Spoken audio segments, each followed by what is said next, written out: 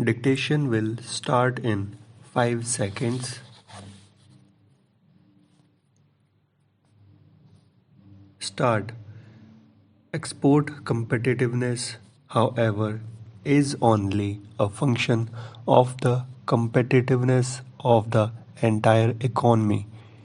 The poor state of our infrastructure is reducing our export competitiveness. The government has given the highest priority to the development of our infrastructure. Our various initiatives in this regard will start bearing fruit very soon.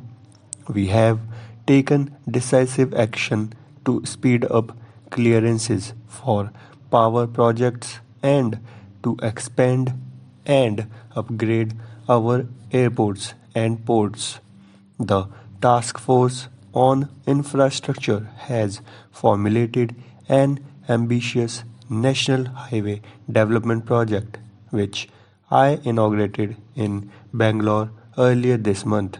Speed of movement of goods within the country and their shipment outside the country is critical for the success of our export efforts. The task force will soon present to the government an integrated national transport policy whose aim will be to create fast communication links for people and goods. Cheaper and reliable telecommunication links with the rest of the world are crucial for increasing the competitiveness of Indian exports. A new telecom policy is now on the anvil. One of its major objectives is to rapidly increase tele density all over the country. It will ensure that the prices of domestic long distance and international calls follow the global trend of sharp decline and become as cheap in India as in the rest of the developed world in the shortest possible time. The new telecom policy will also be a big boon to India's software exporters. You are already aware of the many steps taken by the government to make India a superpower in information technology. We have received an excellent response from the industry in this regard. A recent happy development has been the signing of the free trade agreement between India and Sri Lanka, which will bring closer economic integration in the South Asian region. I am confident that this agreement will lead to greater trade between our two countries, which share so much in common. It will also lead to similar initiatives with our other neighbors in South Asia so that this region can become a closely linked economic region with benefits flowing to all the countries. Friends, the global economic slowdown in the last 2 years, coupled with the meltdown in financial markets in East Asia and elsewhere, have hurt our exports. In such testing times, it is all the more necessary that you take this adverse development as a challenge for all here.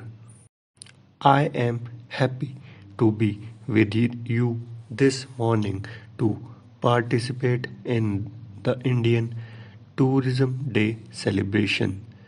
I congratulate all those who have been named for receiving the award.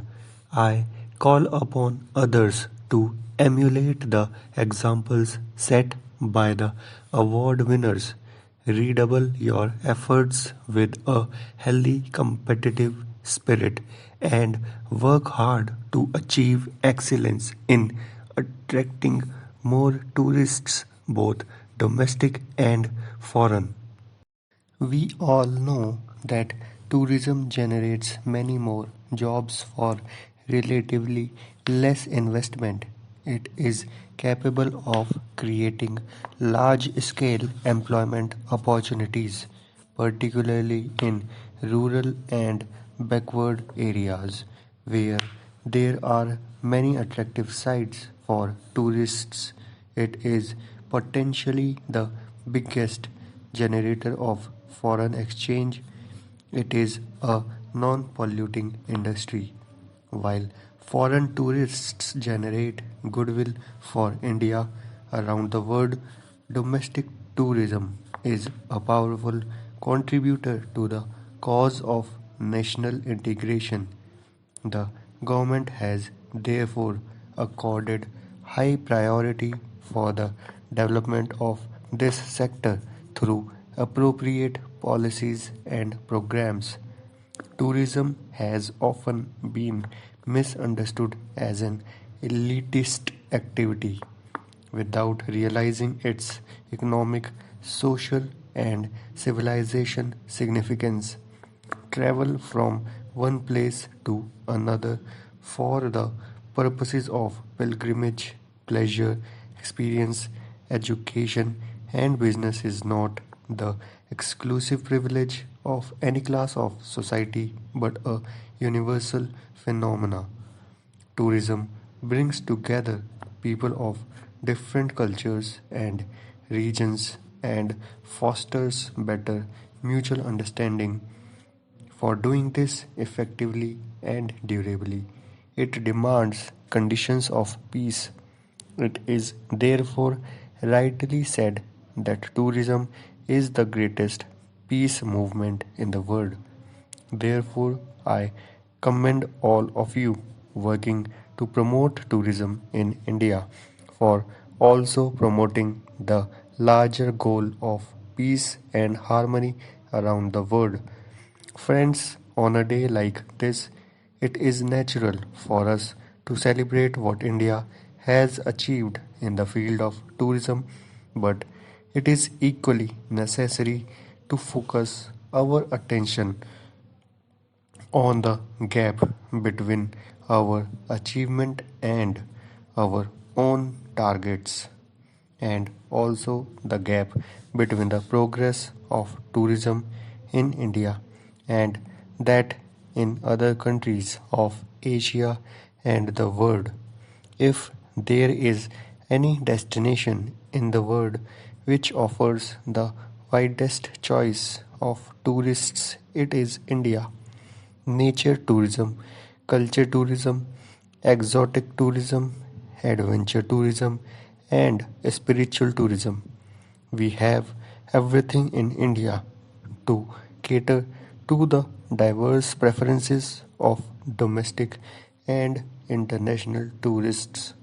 Yet, our target of 5 million foreign tourists have not been achieved, whereas even smaller countries are getting tens of millions of tourists.